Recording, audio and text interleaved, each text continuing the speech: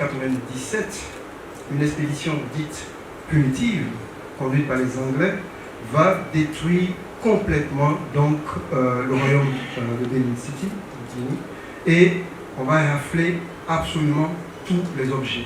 La plupart des bronzes du Bénin, aujourd'hui dispersés dans le monde entier, proviennent donc de cette campagne militaire punitive, au cours de laquelle donc, le royaume a été complètement décapité. Les objets vont être vendus aux enchères à Londres, ils vont se retrouver dans différentes collections européennes, en Allemagne, aux États-Unis, en Australie.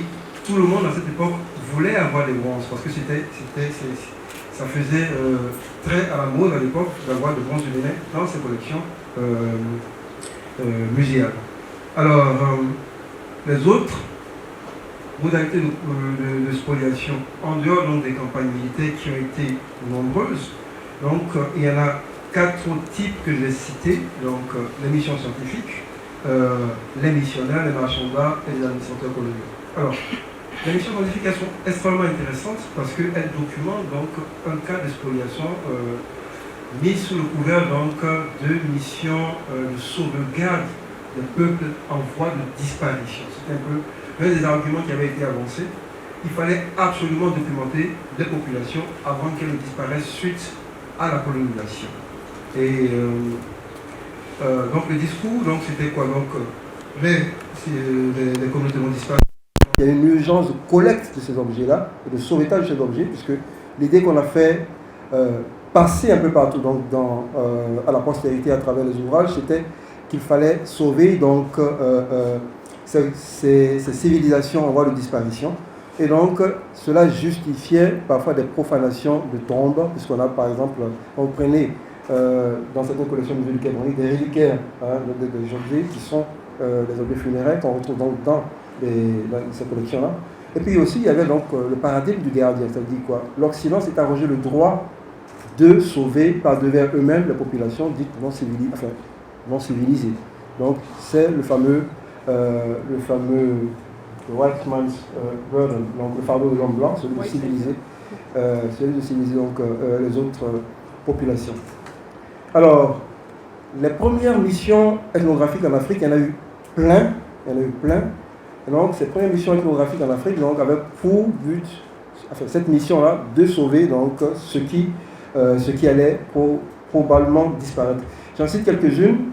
La mission Sahara Soudan, qui s'est déroulée du 6 janvier 1935 au 15 avril 1935. Vous avez également donc, la mission Polm-Leftis, de janvier à octobre 1935. Vous avez la mission Sahara-Cameroun, du 10 juillet 1936 au 16 octobre 1937. Vous avez la mission Ghana-Méditerranée, ou mission Niger-Lac-Hérault, du 18 février et au 16 octobre 1937. Vous avez la mission Les Baudets Grioles du 23 novembre 1938 au 15 mai 1939. Et puis vous avez la plus célèbre de toutes ces missions, la mission Dakar Djibouti, de 1931 à 1933. Alors, au cours de cette mission-là, qui est dirigée donc par Martial Griol, la mission part de, je vais aller rapidement, ça ce sont les membres de la mission Dakar Djibouti. Vous voyez, au passage, il n'y a pas d'hommes, donc c'est un public exclusivement masculin, bien que dans la mission, il n'y a pas de femmes. Il n'y a pas de femmes. Il n'y a pas de femmes. Il n'y a que des hommes, voilà. Bien que dans la mission, il y aura donc Déborah Dufis, qui était également membre de la mission et qui a fait un travail colossal, mais elle était invisibilisée. Alors, voilà une carte du déroulement de la mission. Il part de Dakar au Sénégal pour rallier Djibouti et il passe dans tous ces pays-là. La colonie du Dahomey à l'époque n'était pas prévue. L'idée c'était d'aller en Côte d'Ivoire. Mais à l'époque, il y avait une épidémie de fièvre jaune qui a fait qu'ils ont détourné donc, leur voyage, ils sont descendus au Dahomey. Ils ont passé 18 jours au Dahomey et ils ont collecté plus de 300 objets. Donc quand on fait un peu donc, le ratio, ça fait à peu près 18 objets par jour et c'est énorme. Et le mode de collecte, je vais en parler, c'est complètement fou, hallucinant. Alors, je vais citer ici Michel Léris, qui était le secrétaire donc, de la mission et qui a rédigé donc, au cours de la mission un livre qui va devenir célèbre plus tard, l'Afrique fantôme, dans lequel donc, il relate son écœurement sur la méthode ethnographique utilisée pour collecter les objets. Alors, il dit, Michel Leris, je le cite, les méthodes par lesquelles les objets sont collectés sont dans 9 cas sur 10 des méthodes d'achat forcé, pour ne pas dire de confiscation. Tout cela jette une certaine ombre sur ma vie, et je n'ai qu'une conscience à moitié pure. On pille les nègres sous prétexte d'apprendre aux gens comment les connaître et les aimer. C'est-à-dire, en fin de compte, pour former d'autres ethnographes qui iront à leur tour les aimer et les piller. Fin de citation. Alors, et il ajoute, il est affreux d'être un Européen. Alors, voilà donc les images de l'ouvrage L'Afrique fantôme de Michel Leris, qui, moi, nourrit mes années estudiantines lorsque j'étais beaucoup plus jeune. Et qui a fait comprendre la portée et l'étendue donc, du type de collecte qui se déroulait donc, pendant la période coloniale. Alors Michel Leris également donc, avait un carnet dans lequel il notait également donc, différentes informations de façon journalière, et il dit, je le cite encore, « Il ne nous est pas encore arrivé d'acheter un homme ou une femme tous leurs vêtements et de les laisser nus dans la rue, mais cela viendra certainement. » Et bien sûr, cela est bien arrivé. Donc, ils sont donc Fabiola et un jeune garçon qui passait par là. Vous voyez la photo du jeune garçon qui passait par là, qui allait au marché. Donc, on l'arrête, on lui achète donc ses vêtements.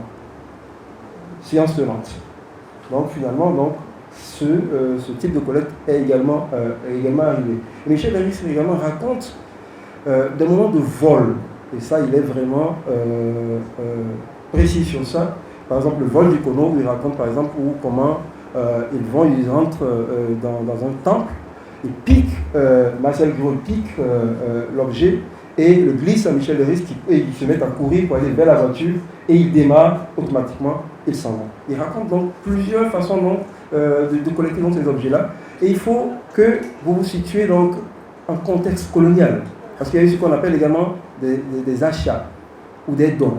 Et imaginez-vous que pendant la période coloniale, vous avez l'administration qui vous dit, puisque la mission de la qualité a été fortement supportée donc, par l'administration coloniale, ils vont donc avec des administrateurs coloniaux et on dit aux gens, bah, vous vendez votre objet, vous offrez ça gracieusement.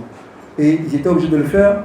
Pourquoi? Parce qu'il y a des razzias, il y a donc des vols, il y a des demandes, entre guillemets, donc, qui forcent donc, les gens à acheter.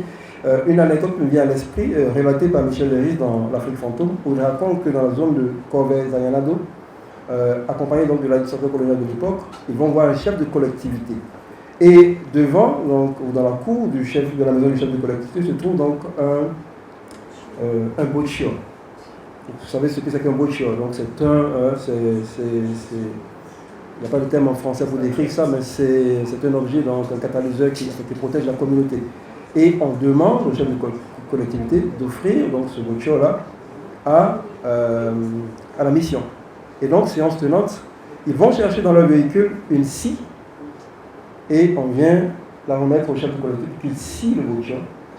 Le boccio est scié et remis à la mission d'Aka Unity qui repart avec. Donc, tout le long du parcours, ce sont ces méthodes de collecte que l'on va retrouver de façon récurrente jusqu'à ce qu'ils arrivent donc en Éthiopie, ensuite à Djibouti, et que la plupart de ces objets-là, que ce soit des objets, que ce soit des éléments de faune, puisqu'ils ont ramené même un aigle vivant, que ce soit également donc, des enregistrements, tout ça va être ramené donc à Paris, sous couvert donc, de l'ethnographie, de l'ethnologie, donc mieux étudier ces populations qui vont disparaître. Donc ils ont ramené un peu plus de 3000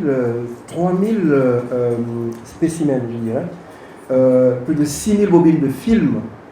Et aujourd'hui, le plus drôle, c'est que la plupart des photographies, ces bobines de films et éléments appartiennent donc aux ayants droit Griol, donc Marcel Griol, qui devient propriétaire de tous ces objets qui ont été collectés le long de la mission de la Djibouti.